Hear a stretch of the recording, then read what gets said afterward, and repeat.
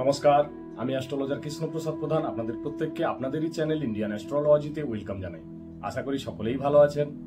আজকে আলোচনা করব দেবগুরু বৃহস্পতির গোচর পরিবর্তনের ফলে কর্কট রাশির জাতক জাতিকারা কি ফল পাবেন এই নিয়ে বিস্তারিত আলোচনা করব।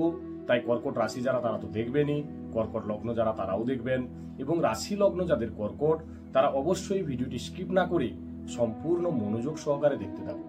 শুধু দেখলে হবে না, বুঝতেও হবে। দেবগুরু বৃহস্পতি কর্কট রাশির জাতক জাতিকাদের ষষ্ঠপতি এবং নবমপতি, তিনি একাদশ ভাবে গমন করছেন, অর্থাৎ বৃষ রাশিতে। দীর্ঘ 12 বছর পরে দেবগুরু বৃহস্পতি কর্কট রাশির একাদশ ভাবে গমন করছেন, সফলতার জায়গায় আসছেন। কারণ দেবগুরু বৃহস্পতি এক একটি রাশিতে 1 বছর ধরে গোচর করেন। তিনি দীর্ঘ 12 বছর পরে একাদশ ভাবে আসছেন। নবমপতি একাদশ ভাবে আসছেন।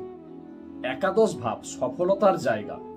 আমরা যে কোনো কর্ম করি না কেন, সেই কর্মের সফলতা আসবে কিনা সেটা আমরা বিচার করি একাদশ ভাব থেকে।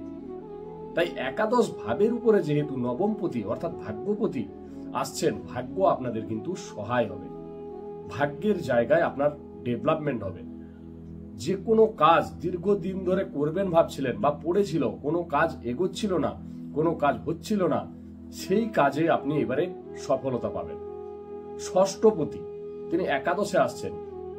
যারা চাকরির জন্য চেষ্টা করছিলেন, আপনাদের কোনোভাবে কর্ম হচ্ছিল না, কর্ম পাওয়ার যোগ কিন্তু তৈরি হচ্ছে 1 মের পর থেকে। কারণ 1 মে দেবগুরু বৃহস্পতি যখনই একাদশ ভাবে আসবেন, দেবগুরু বৃহস্পতির দৃষ্টি থাকবে তৃতীয় ভাব, পঞ্চম ভাব এবং সপ্তম ভাবের উপরে। তৃতীয় ভাব থেকে আমরা কি বিচার করি? তৃতীয় ভাব হচ্ছে সাহস, পরাক্রম। তৃতীয় ভাব হচ্ছে আমাদের পাড়া প্রতিবেশী। তাই তৃতীয় ভাবের উপরে দৃষ্টি রয়েছে। তাই যারা অনলাইন কাজকর্ম করেন, যারা ট্রাভেল এজেন্সি করেন, যারা ঘুরে ঘুরে কাজ করেন, সেলসম্যান জাতীয় কাজ করেন, আপনারা কিন্তু অবশ্যই ভালো ফল পাবেন। তাছাড়া পাড়া প্রতিবেশীদের সাথে অ্যাডজাস্টমেন্টের অভাব ছিল, সব সময় কিছু না কিছু প্রবলেম হচ্ছিল, অশান্তি লেগেছিল, সেই জায়গা থেকেও কিন্তু দেবগুরু বৃহস্পতি আপনাদেরকে মুক্ত করবেন। আপনাদের সাহস পরাক্রম বৃদ্ধি পাবে। যারা কর্মের জন্য বাইরে যেতে চাইছিলেন, বাড়ি থেকে বাইরে গিয়ে কর্ম করতে চাইছেন, অর্থাৎ রাজ্যের বাইরে, অবশ্যই আপনারা কিন্তু 1 মের পরে রাজ্যের বাইরে গিয়ে কর্ম করতে পারেন। দৃষ্টি রয়েছে পঞ্চম ভাবের উপরে। পঞ্চম ভাব থেকে আমরা বিচার করি সন্তান, পঞ্চম ভাব থেকে বিচার করি উচ্চশিক্ষা, প্রেমজ রিলেশন, মেধা, বুদ্ধি।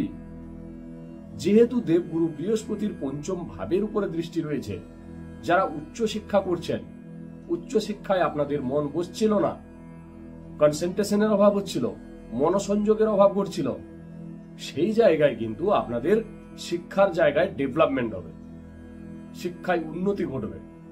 যাদের প্রেমজ রিলেশন নেই, নতুন কোনো প্রেমজ রিলেশন আসার কিন্তু সম্ভাবনা রয়েছে। কারণ পঞ্চম ভাবের উপরে দেবগুরু বৃহস্পতির দৃষ্টি রয়েছে। এটা একজাক্ট আমি জানাতে চাইছি দেবগুরু বৃহস্পতির গোচর পরিবর্তনের ফলে কি ঘটতে চলেছে। কিন্তু আপনার রাশি চক্রে কি রয়েছে, কোন প্ল্যানেটের দশা চলছে, বৃহস্পতির অবস্থান কি রয়েছে, তা কিন্তু আমি জানি না। এটা ওভারঅল প্রেডিকশন। দেবগুরু বৃহস্পতির গোচর পরিবর্তনের ফলে এই সমস্ত ফল কিন্তু ঘটার সম্ভাবনা রয়েছে। যাদের দীর্ঘদিন ধরে রিলেশনশিপের মধ্যে কোনো না কোনো ঝগড়াঝাটি, অশান্তি, ভুল বোঝাবুঝি হচ্ছিল, নিজেদের মধ্যে অ্যাডজাস্টমেন্টের অভাব ছিল, সেই জায়গা থেকেও আপনারা কিন্তু বেরিয়ে আসতে পারবেন। কারণ দেবগুরু বৃহস্পতি আপনাদের রিলেশনের জায়গাটাকে ঠিক করবেন। যারা সন্তানের জন্য ডিপ্রেশন, টেনশনে ছিলেন, সন্তান অবাধ্য ছিল, কোনোভাবেই কথা শুনছিল না, সন্তানের শিক্ষার প্রতি আগ্রহ ছিল না, 1 মের পরে হঠাৎ করে আপনারা দেখবেন আপনাদের সন্তানের মধ্যে পরিবর্তন বা চেঞ্জ এসেছে। সন্তানের শিক্ষায় ভালো ফল আপনারা পাবেন। যারা নবদম্পতি রয়েছেন, সন্তানের জন্য চেষ্টা করছিলেন, পয়লা মের পরেই পঞ্চম ভাবের উপরে দেবগুরু বৃহস্পতির দৃষ্টি থাকার ফলে আপনাদের সন্তান প্রাপ্তির যোগ কিন্তু প্রবল মাত্রায় থাকছে। আপনারা ফ্যামিলি প্ল্যানিং করতে পারেন। দৃষ্টি রয়েছে সপ্তম ভাবের উপরে, যেহেতু আপনার সপ্তমপতি শনি অষ্টম ভাবের উপরে রয়েছেন, বিবাহের জন্য চেষ্টা করছেন, কোনোভাবে বিবাহ হচ্ছিল না, সম্বন্ধ অনেকটা এগিয়ে গিয়েও সেই সম্বন্ধ ব্রেকআপ হচ্ছিল, সেই সম্বন্ধ কেটে যাচ্ছিল। দেবগুরু বৃহস্পতির গোচর পরিবর্তনের ফলে আপনার সপ্তম ভাবের উপরে দৃষ্টি থাকছে। এর ফলে যাদের বিবাহে বাধা হচ্ছিল, আপনাদের বিবাহ হওয়ার যোগ কিন্তু প্রবল মাত্রায় বৃদ্ধি পাচ্ছে। যাদের ব্যবসা মন্দা ছিল, ব্যবসায় কোনোভাবে সফলতা আসছিল না,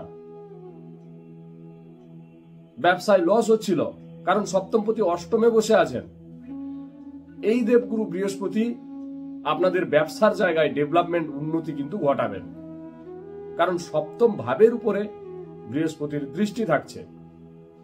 যারা নতুন কোনো ব্যবসা শুরু করবেন ভাবছিলেন, আপনারা অবশ্যই নতুন ব্যবসা শুরু করতে পারেন পয়লা মের পরে, কারণ সপ্তম ভাবের উপরে দেবগুরু বৃহস্পতির দৃষ্টি থাকার ফলে আপনার ব্যবসার জায়গাটা বৃদ্ধি পাবে, ব্যবসায় ডেভেলপমেন্ট হবে, আপনার ডেইলি ইনকাম বৃদ্ধি পাবে, কারণ সপ্তম ভাব থেকে কিন্তু আমরা ডেইলি ইনকামেরও বিচার করি। যারা পার্টনারশিপ ব্যবসা করতে চাইছেন, আপনারা পার্টনারশিপ ব্যবসাও কিন্তু শুরু করতে পারেন।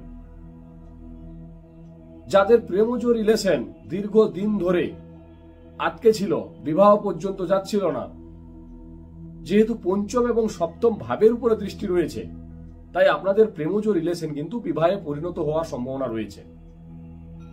ষষ্ঠপতি তিনি একাদশ ভাবে রয়েছেন, ষষ্ঠপতি একাদশ ভাবে থাকার ফলে আপনারা যে কোনো বিষয়ে লোন নিতে চাইছেন, লোন হওয়ার সম্ভাবনা কিন্তু আপনাদের রয়েছে। একটা জিনিস মাথায় রাখতে হবে, এমন কাউকে টাকা ধার দেবেন না যাতে সেই টাকা আদায়ের জন্য আপনাকে অনেক সমস্যার সম্মুখীন হতে হয়। আজকে এই পর্যন্ত। যদি ভালো লাগে লাইক কমেন্ট শেয়ার অবশ্যই করবেন, চ্যানেলটিকে সাবস্ক্রাইব করুন যাতে নেক্সট ভিডিও ছাড়ার সাথে সাথে সবার আগে নোটিফিকেশনটি আপনার মোবাইলে চলে আসে। সবাই ভালো থাকবেন, সুস্থ থাকবেন, নমস্কার।